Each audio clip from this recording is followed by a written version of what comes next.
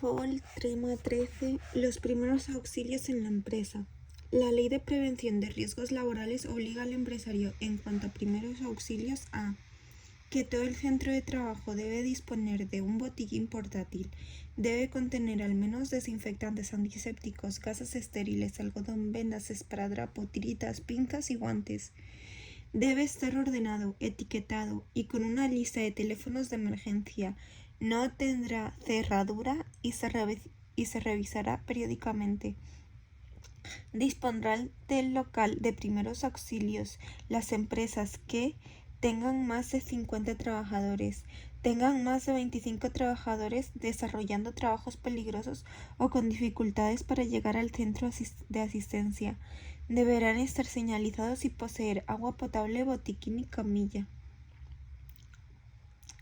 Los primeros auxilios. ¿Cuál es la finalidad de los primeros auxilios? Objetivos: asegurar que la vida se mantiene, no agravar la situación del accidentado, asegurar el traslado a un centro sanitario en condiciones adecuadas. La cadena de socorro es proteger, avisar y socorrer. Si se produce un accidente, debemos activar el sistema PAS. El PAS es proteger, avisar y socorrer. Fases de la cadena de socorro. Conciencia, respiración, impulso. Segunda fase, valoración secundaria, examinando para ver si hay otras lesiones de la cabeza a los pies. Primero está la víctima. Si está consciente, observar y pedir ayuda. Pero si la víctima es inconsciente y respira y tiene pulso, se le pondrá una posición lateral de seguridad y pedir ayuda. Si la víctima está inconsciente, no respira y tiene pulso, se le hará la respiración artificial y pedir ayuda. Si la víctima está inconsciente y no respira y no tiene pulso, pedir ayuda y una RCP. 4. Orden de atención en caso de heridos múltiples. ¿Qué es el triaje? El término triaje hace referencia a la selección y clasificación de los pacientes, basándose en las prioridades de atención según la posibilidad de supervivencia, de acuerdo a las necesidades terapéuticas y recursos disponibles. Trata, por tanto, de evitar que se retrase la atención del paciente, que empeoraría su pronóstico para la demora en su atención. Si sale con G, es falsa. Existen diferentes tipos de triaje. Primer triaje: sencillo, rápido y que puede ser realizado por los técnicos sanitarios, donde podrán realizarse técnicas de salvamiento sencillas como la apertura de vía aérea. Segundo triaje: solo podrá ser realizado por personal médico o enfermero, donde se realizará una clasificación más compleja y precisa con técnicas de salvamiento avanzadas. Tercer triaje: triaje realizado a nivel hospitalario. Técnica de las tarjetas de colores. Las tarjetas deben colocarse sobre la muñeca o el tobillo, nunca sobre la ropa o el calzado. También puede colocarse en la frente. La tarjeta roja significa prioridad 1, paradas cardiorrespiratorias, pérdida de conciencia, hemorragias abundantes, perforaciones torácicas, fracturas y quemaduras graves. Prioridad 2, lesiones que no hacen peligrar su vida. Tarjeta amarilla, prioridad 2. Lesiones que no hacen peligrar su vida. Pérdidas de sangre, lesiones dorsolumbares o daños craneoencefálicos. El paciente no puede andar. Tarjeta verde, prioridad 3. Lesiones no mortales o menores como quemaduras y fracturas menores. El paciente puede desplazarse por sí mismo. Tarjeta negra, prioridad 4. Personas ya fallecidas o con una muerte inminente. En la tarjeta roja, prioridad 1, también pueden estar las amputaciones. Vale. Técnicas de valoración para los accidentados. Una vez esté puesto en esta posición, para comprobar si respira, nos acercaremos a su boca, utilizando la maniobra voz. ver, oír y sentir. Ver si se mueve el pecho, oír si producen sonidos y sentir en nuestra mejilla el aire. Maniobra frente-mentón y también está la maniobra voz. Si respira, lo colocamos en posición lateral de seguridad, PLS. Pulso. Podemos tomar el pulso en la muñeca o en el cuello. Debemos estar atentos debido a que en caso de que exista pulso probablemente sea muy débil. En este caso de paro respiratorio o paro cardiorrespiratorio se aconseja pasar directamente a realizar la maniobra de RCP, reanimación cardiopulmonar. Valoración secundaria. Una vez comprobadas sus constantes vitales, conciencia, respiración y pulso, también comprobaremos la cabeza. En la cabeza buscamos heridas y contunciones en el cuero cabelludo y la cara. Habrá sangre por la nariz, boca y oídos, lesiones en los ojos. En el cuello buscamos tomar el pulso carotideo, 1 minuto, aflojar las prendas ajustadas. En el tórax buscamos buscar heridas, dolor y dificultad al respirar. En el abdomen buscar heridas y dolor. En las extremidades examinar brazos y piernas, valorar la sensibilidad para descartar lesiones de médula. La reanimación cardiopulmonar, RCP. Debéis ejercer un ritmo constante con la presión suficiente. En caso de no tener experiencia o capacitación en RCP, la Asociación Americana del Corazón, AHA, recomienda realizar la RCP solo con las manos y no realizar las ventilaciones. La recomendación de la AHA sobre la no obligatoriedad de realizar las ventilaciones se debe a que la RCP con compresión torácica aislada sin ventilaciones produce los mismos resultados que la RCP convencional. Técnicas de actuación ante otras emergencias. Hemorragias.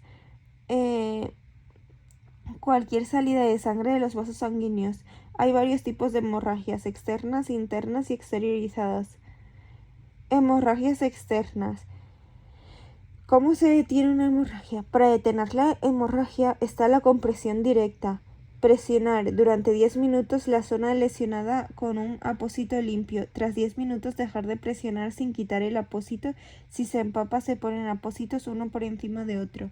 La compresión arterial y el torniquete, que se utilizará solamente si los métodos anteriores no son eficaces y corre peligro la vida del paciente, cuando exista más de un accidentado con riesgo vital por hemorragia y no se disponga de ayuda, ante miembros con amputaciones cuando es imposible controlar la hemorragia y no se disponga de ayuda. Para detener la hemorragia hay compresión directa, compresión arterial y torniquete. Quitar o dejar un torniquete.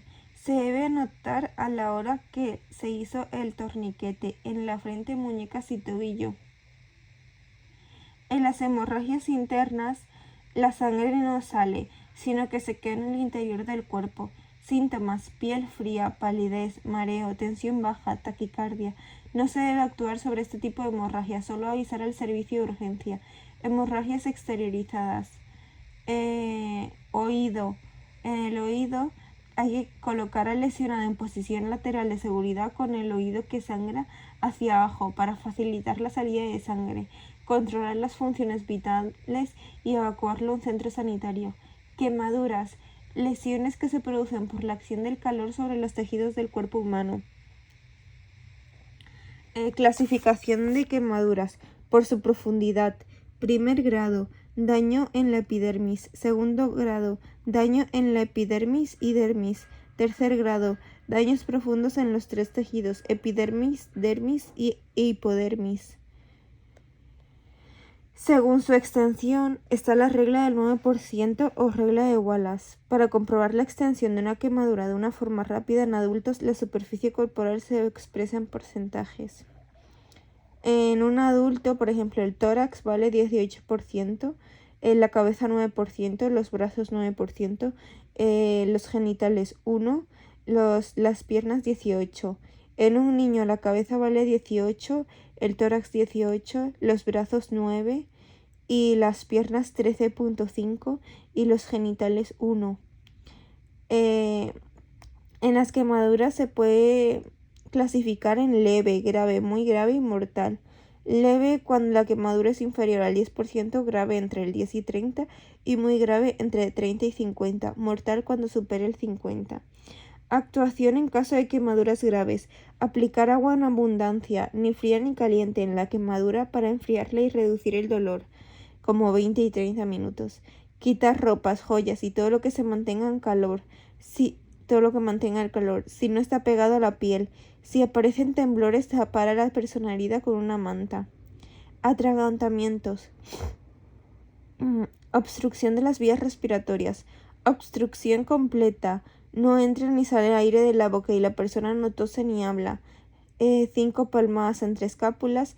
Hay que hacer la maniobra de Heimlich. 5 compresiones y 5 palmadas. Empujar el cuerpo extraño hacia la tráquea. Y en una obstrucción incompleta, el cuerpo extraño no tapa toda la entrada de aire, animar a toser, mecanismo de defensa, y no golpear en la espalda, puesto que puede producir la obstrucción completa. Luxaciones y esguinces. Un esguince es un desgarro de los ligamentos al forzar una articulación. Hay tipos de grado: 1, desgarros microscópicos; 2, desgarro parcial; y 3, desgarro total. En una luxación, la salida de su sitio de uno de los extremos del hueso que forma la articulación. Pérdidas de conciencia. Es una persona que no es capaz de responder a estímulos externos. Está la lipotimia, desmayo o mareo durante unos segundos sin pérdida de conocimiento. Actuación: levantar las piernas 30 grados para facilitar el retorno de la sangre a la cabeza. Síncope. Súbita y temporal, pérdida de la conciencia y del tono postural, debido a que, al igual que la lipotimia, una disminución del flujo sanguíneo al cerebro. Actuación: usar la PLS, posición lateral súbita o algo así. Y si está inconsciente, no dar de comer ni beber y vigilar sus constantes vitales. Epilepsia, enfermedad crónica que afecta al sistema nervioso. Convulsiones, pérdida de conocimiento. Actuación: retirar objetos con los que se pueda hacerse daño. Esperar a que termine. No se debe hacer: no introducir nada en la boca, no impedir las convulsiones, no mover a la persona, no dar agua, alimentos ni medicamentos. Vale. Tema 14.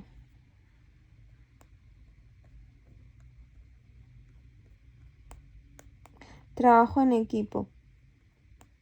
Equipos de trabajo. Concepto. Generalmente se utilizan como sinónimos. Trabajar en equipo y en equipos de trabajo. Pero no es lo mismo. El equipo de trabajo se crea para tareas concretas y no para gestión cotidiana de la empresa, que es el fin del trabajo en equipo. Grupo de trabajo. Comunicación pobre. El logro del trabajo final se obtiene como fruto de las aportaciones individuales. O sea, sistema individualista. El resultado depende de lo que hagan en ese grupo. Y en el equipo de trabajo, su éxito reside en su sinergia, es decir, el esfuerzo coordinado de sus componentes. Así se obtienen mejores resultados que sumando las contribuciones individuales. Es el resultado global de la suma de todos los integrantes. El resultado más importante es la sinergia. Características: las 5C del trabajo en equipo. Compromiso, confianza, complementariedad, coordinación y comunicación. Fases del equipo de trabajo. 1. Fase de formación. 2. Fase de tormenta. 3. Fase de normalización. 4. Fase de rendimiento. Y 5. Fase de discusión. En la fase de formación o composición, fomentar un buen clima. En la fase de enfrentamiento o tormenta, surgen las primeras dificultades y conflictos. En la fase de normalización, Se establecen reglas de formación comunes.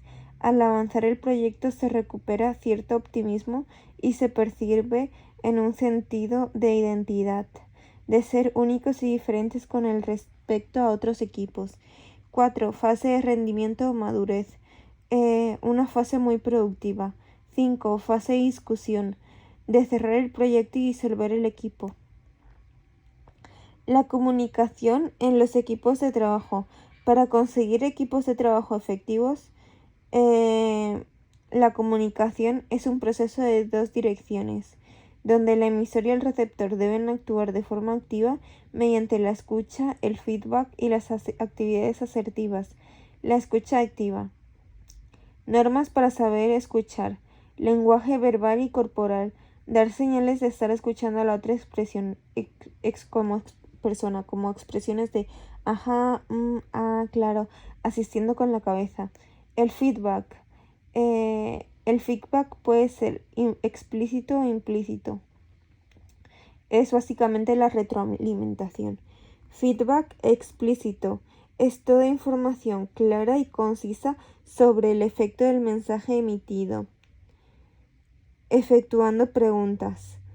Y el feedback implícito se produce a través de señales no verbales, como gestos, tono de voz, expresiones. Asertividad.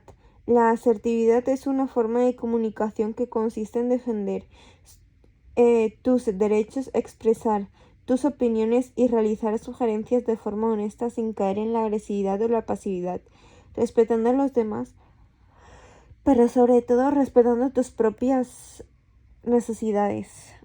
Los componentes de los equipos deben actuar asertivamente, evitando la pasividad y la agresividad, pues con ello se contribuye a disminuir la ansiedad social y laboral. Una persona asertiva suele ser tolerante, acepta los errores, propone soluciones factibles sin ira, se entiende segura de sí misma y frena pacíficamente a las personas que lo atacan. Técnica DESC. ¿Cómo ser asertivos? Esta técnica nos permite enfrentar los conflictos de manera asertiva, describir, expresar, sugerir y anotar las consecuencias. Vale. Otras técnicas de la asertividad. Disco rayado. Repetir una y otra vez lo que se quiere. Por ejemplo, un niño en el parque. Banco de niebla o técnica del desarme. Se utiliza al recibir críticas injustas.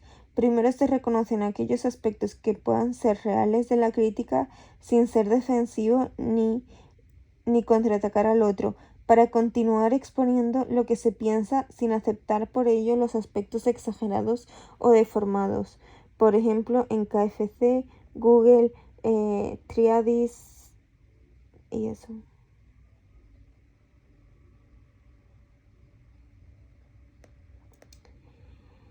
Aserción negativa. Se utiliza ante una crítica justa sin dar, sin embargo, demasiadas excusas o justificantes. Y reconocer el error. Burger sin hamburguesas. Interrogación negativa. Técnica dirigida a conocer algo de los sentimientos o ideas de los demás y pidiendo aclaraciones. Un alumno pesado por su nota, por ejemplo. Aserción positiva. Son conductas positivas, dar y recibir halagos, elogios, felicitaciones, expresar afecto positivo. La inteligencia emocional. Definición. Capacidad para relacionarse con uno mismo y con los demás comprendiendo nuestros sentimientos y los sentimientos ajenos. Para la inteligencia emocional están los siguientes componentes. Autoconocimiento emocional. Conocimiento de las propias emociones, virtudes y debilidades de cómo nos influyen. Autocontrol emocional. Este nos permite reflexionar y dominar sobre nuestros sentimientos o emociones. Automotivación. Las emociones y la atención de las personas se centran en metas en lugar de en los obstáculos.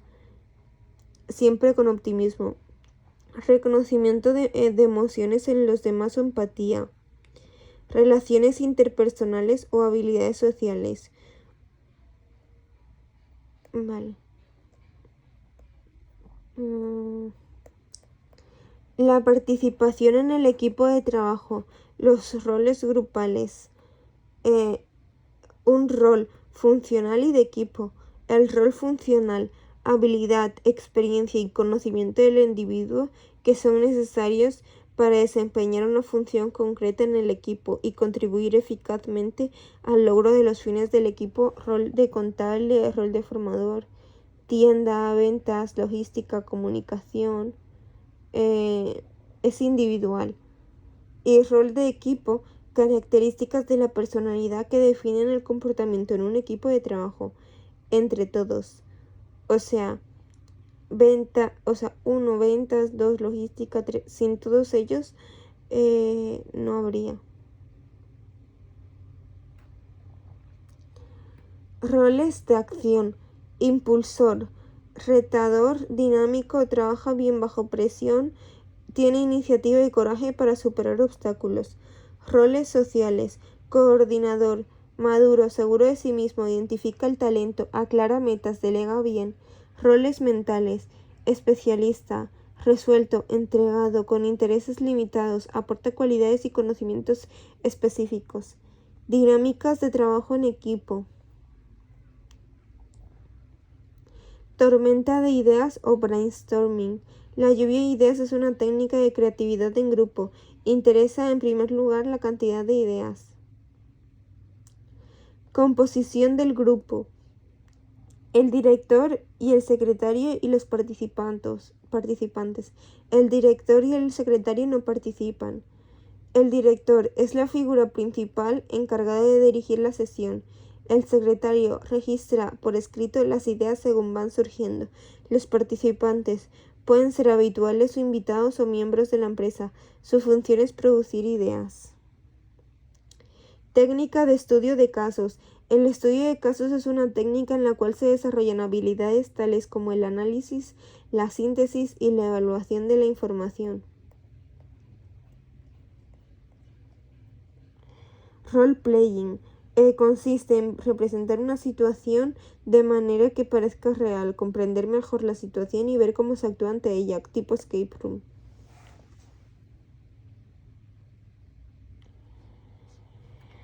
Tema 15.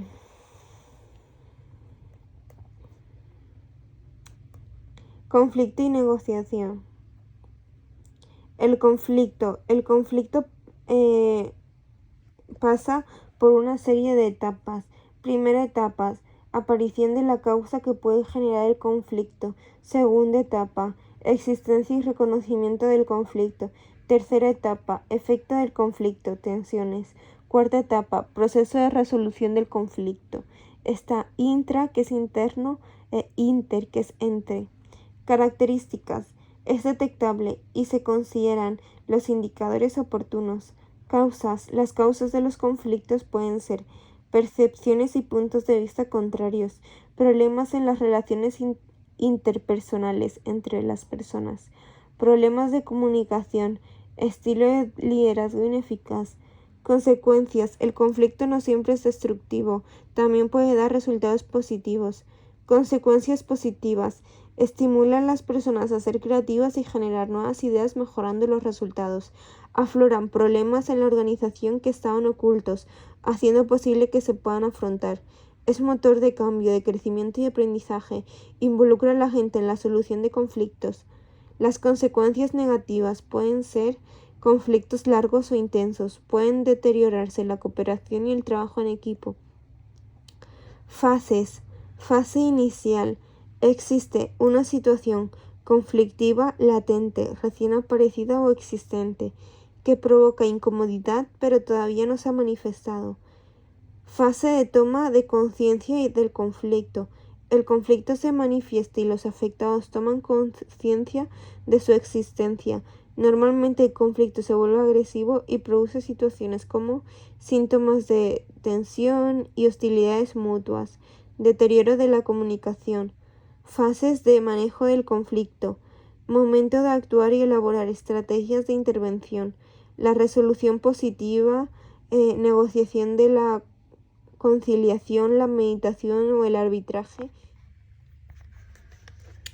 Otra vía que Otra vía que puede dar lugar a un conflicto negativo que degenera en violencia y confrontación debido a la ausencia o fallos. Fase final. Entre todas las alternativas propuestas se tiene que poner en práctica aquella que se considere más oportuna. Tipos de conflictos.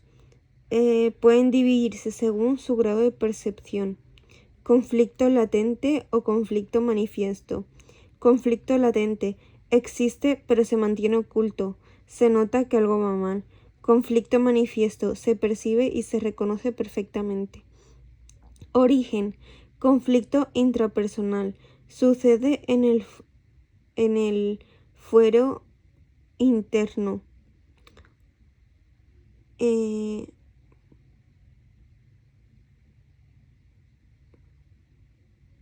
Vale. Por ejemplo, si me compro un Big Mac o como sano, se tiene a uno mismo, o sea, es como para origen, conflicto intrapersonal, sucede en el fuero interno de la persona, o sea, cada uno mismo. Conflicto interpersonal.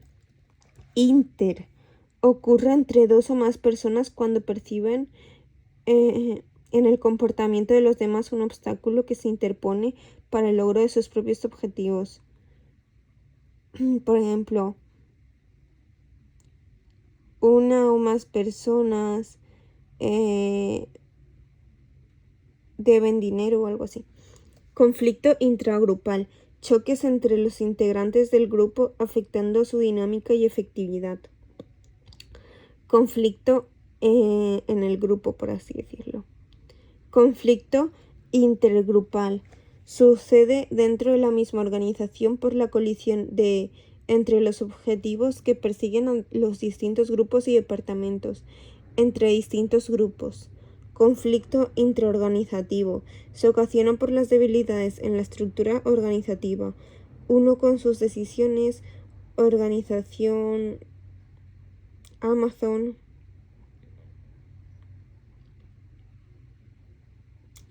Conflicto interorganizativo o de competencia. Lleva al desarrollo de nuevos productos, tecnologías y servicios, así como una utilización más eficiente de los recursos de las empresas. Amazon versus AliExpress. Consecuencias. Conflicto positivo. Resulta favorable para el rendimiento de la organización. Conflicto negativo. Perjudica a la organización e impide que ésta alcance sus metas. La perspectiva jurídica. Conflicto individual. Se produce entre un trabajador y el empresario al aplicar una norma jurídica sobre cuya interpretación no están de acuerdo. Conflicto colectivo. Surge entre el empresario y un conjunto de trabajadores que pretenden el reconocimiento de un derecho que afecta a modo genérico a los integrantes presentes y futuros del grupo implicado. Sindicato con patronal.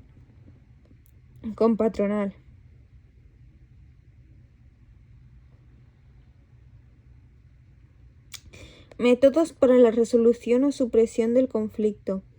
Buen ambiente.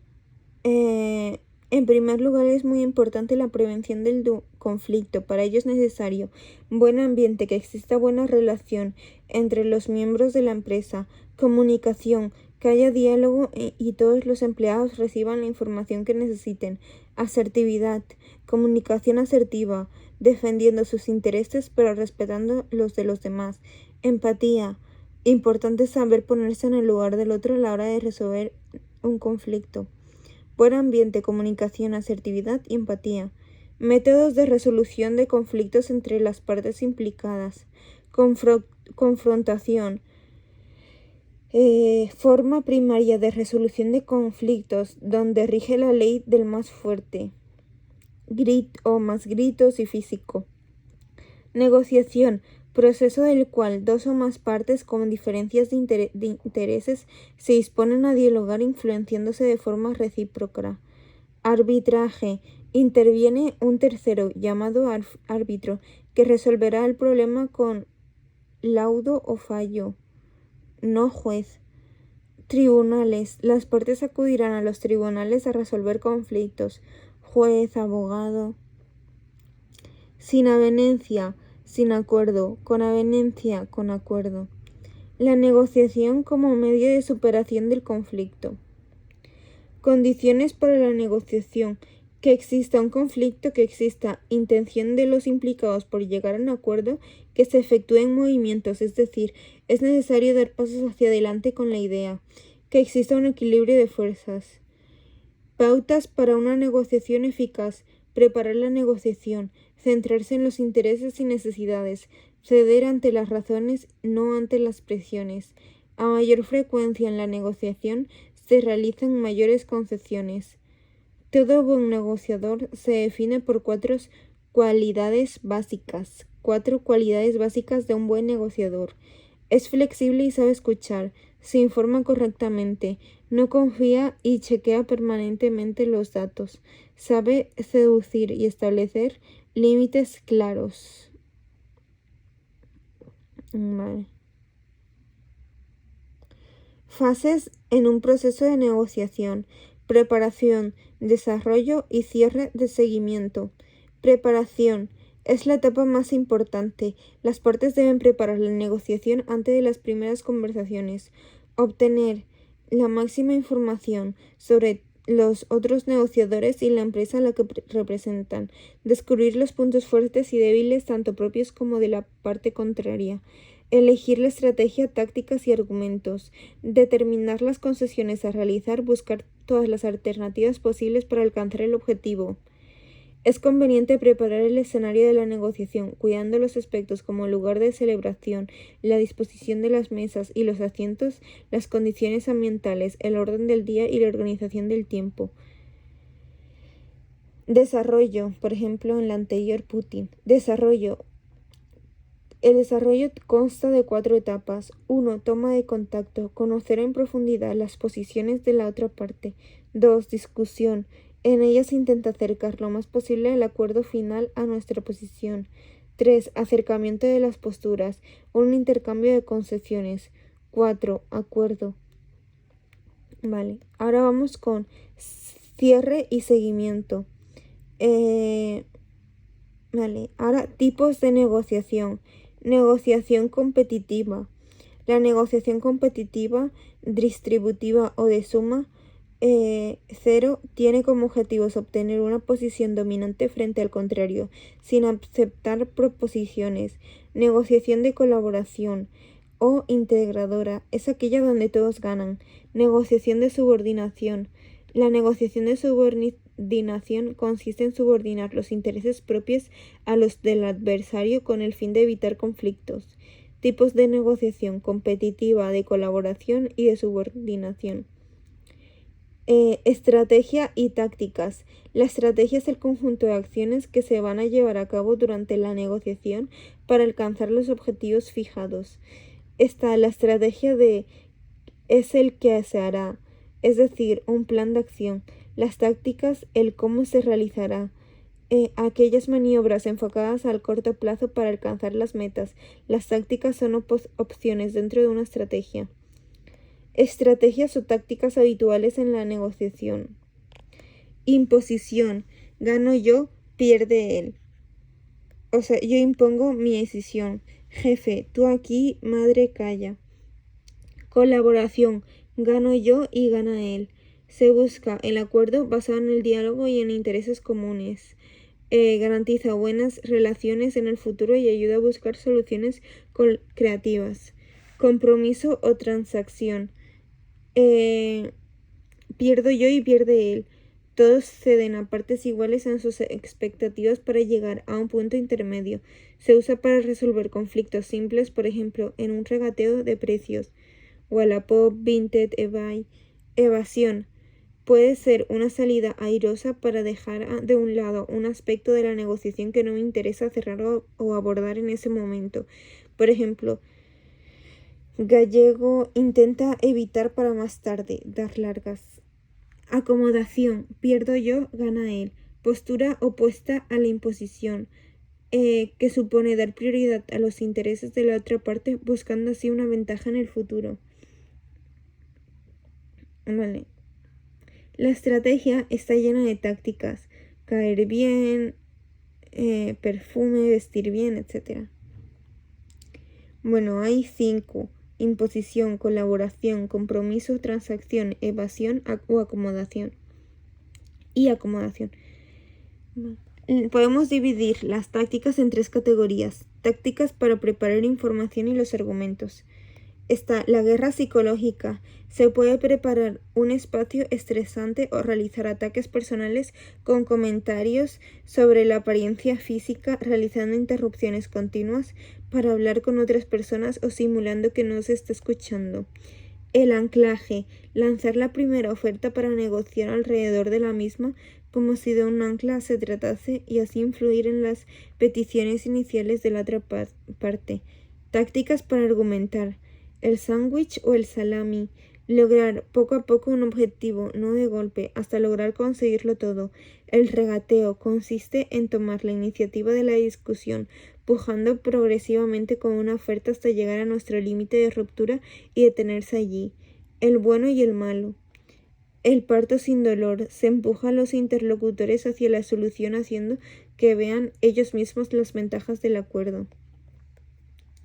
Tácticas para situaciones difíciles. El disco rayado. Exponer incansable y prácticamente de la misma forma un argumento o postura sin agresividad ni ironía, con calma y resolución. El receso. Consiste en pedir en un momento dado un aplazamiento de poco tiempo, normalmente entre 15 y 30 minutos, para considerar algunos aspectos de la negociación.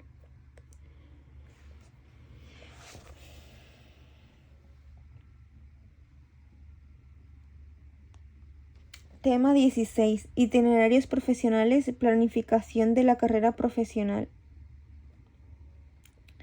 Punto de partida. Autoanálisis y análisis del entorno laboral. El autoanálisis, puntos fuertes y débiles. Diferencia contra el análisis del entorno laboral. En este hay trabajo, no hay dos, sueldo, horario, cómo contratar y quién. ¿Hay trabajo? ¿No hay trabajo? Vale.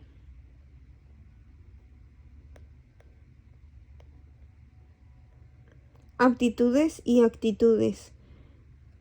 Aptitudes. Las aptitudes son el resultado de la formación, las capacidades personales, la experiencia adquirida, etc. Título, certificado y eso. Actitudes. Las actitudes reflejan la forma de cada persona de enfrentarse a las circunstancias. Activa, pereza, agresiva, forma de actuar. Disponibilidad para el empleo.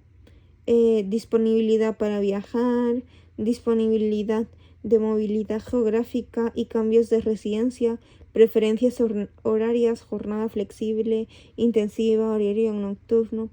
Conocimientos y formación. Está en esto la titulación, la formación complementaria no reglada y los conocimientos y formación transversal. Por ejemplo, en la titulación, grado superior, imagen y diagnóstico. En formación complementaria no reglada, cursos tipo azafata, curso de Excel, manipulador de alimentos. Conocimiento y formación transversal, saber hacer nudos de barco, saber usar Canva.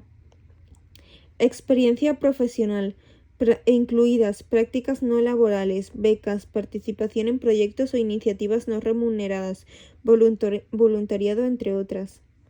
Análisis del mercado laboral, perfiles generales referidos a habilidades y competencias generales y perfiles específicos de cada profesión. Vale. En cuanto al perfil general, las más valoradas por las empresas son características, personalidad y formación y actitud. En la personalidad buscan iniciativa, autonomía, trabajo en equipo, polivalencia, flexibilidad, agradable y rechazan la agresividad. En la formación y actitud evalúan, buscan el nivel de estudios adecuado y rechazan el nivel de estudios por encima o por debajo de lo requerido. Elección de alternativas de acción para el desarrollo profesional. Opciones: trabajar por cuenta ajena, para otra persona. Empleo público, autoempleo, autónomo. Continuar con la formación. empleo y formación en el extranjero, por ejemplo, Europass.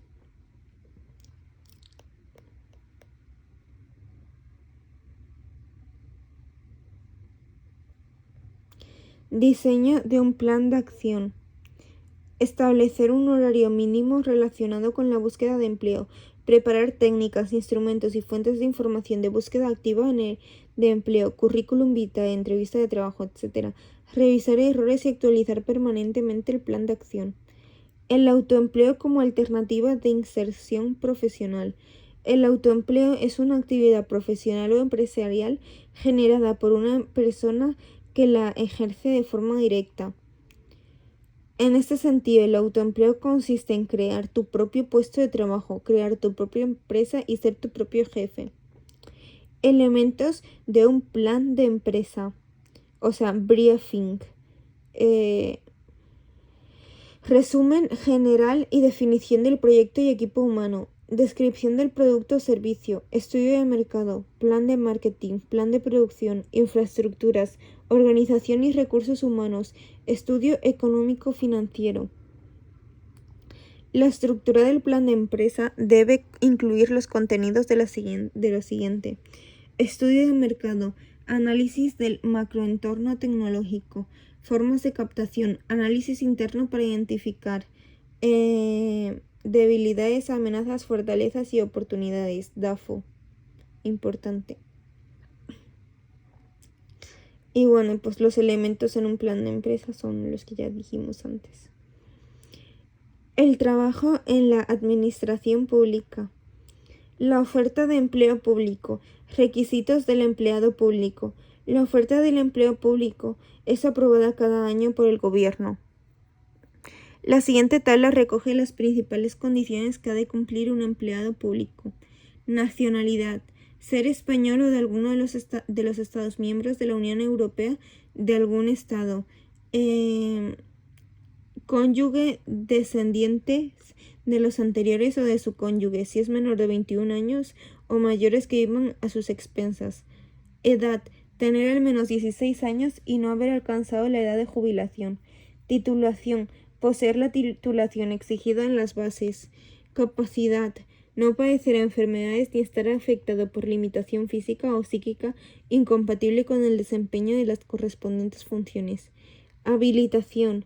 No haber sido separado mediante expediente disciplinario en el servicio de cualquiera de las administraciones públicas, no hallarse inhabilitado para el desempeño de funciones públicas, no pertenecer al cuerpo o escala cuyas selectivas se presentan. Acceso de personas discapacitadas. Reserva de un cupo no inferior al 7%, la adaptación del tiempo y medios, posibilidad de alterar el orden de prelación para la elección de plazas. Tipos de empleados públicos. Cuerpo o escala. Grupo A, dividido en los subgrupos A1 y A2. Se exige estar en posesión del título universitario o de grado. Título universitario de grado. A1 es el jefe de departamento y del hospital, el más top.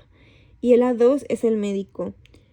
Grupo B. Se exige estar en posesión del título del técnico superior. Grupo C, divididos en dos subgrupos, C1 y C2.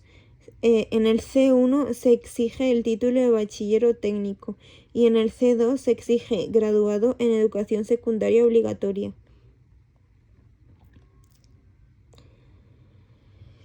Diferentes condiciones de empleados públicos. Personal funcionario de carrera, por ejemplo, Mariano Rajoy, que se presentó, que es un registrador de propiedad y salió primero para toda la vida laboral. Se puede pedir la excedencia por cargo público y 30 años después volvió a su plaza porque le pertenece. Antes lo sustituyeron por otro con la bolsa. Personal funcionario de carrera. Ha superado un proceso selectivo de oposición. Dispone de nombramiento y se reconoce dicha condición y trabaja para la administración pública. Mantiene una relación comunitaria con la administración y su relación rige por derecho administrativo. Personal funcionario interno. Presta servicios de carácter transitorio. Se rige por derecho administrativo y ocupa plazas que se hallan reservadas a los funcionarios de carreras, las que han de ser ocupadas definitivamente por funcionarios de carrera. O sea, es el que se mete a la bolsa pero no tiene plaza y puede fallar en el examen y ser interno, pero no ser interno, pero no ser de carrera porque no aprobó. Plazas que se dedican a programas estrictamente temporales o para situaciones urgentes. Sustituyen a funcionarios de carrera que gocen con el derecho de reserva de plaza y destino. Personal laboral. Contrato de trabajo. Temporal o indefinido. Contratada de por vida o fija. Electricista, informático en el colegio, etc. Personal eventual. Son aquellos empleados públicos que se nombran libremente en régimen no permanente. Ocupan un lugar de trabajo considerado de confianza o asesoramiento no reservado a funcionarios. Por ejemplo, la chica que le enseñó inglés a Mariano Rajoy y tal. Vale. El empleo público en la Unión Europea. En la administración de la Unión Europea, procesos selectivos del personal funcionario y de agentes. Vale. Actividades de apoyo a la carrera profesional de los funcionarios. Erasmus for Officials, destinado a jóvenes empleados públicos de los Estados miembros de la Unión Europea. Oportunidades de formación y empleo en Europa. Sistema Europass. Vale. Erasmus se enmarca por ser la estrategia de Europa 2021-2027 de la estrategia de educación y formación en la estrategia de Rethinking Education. Y ya está.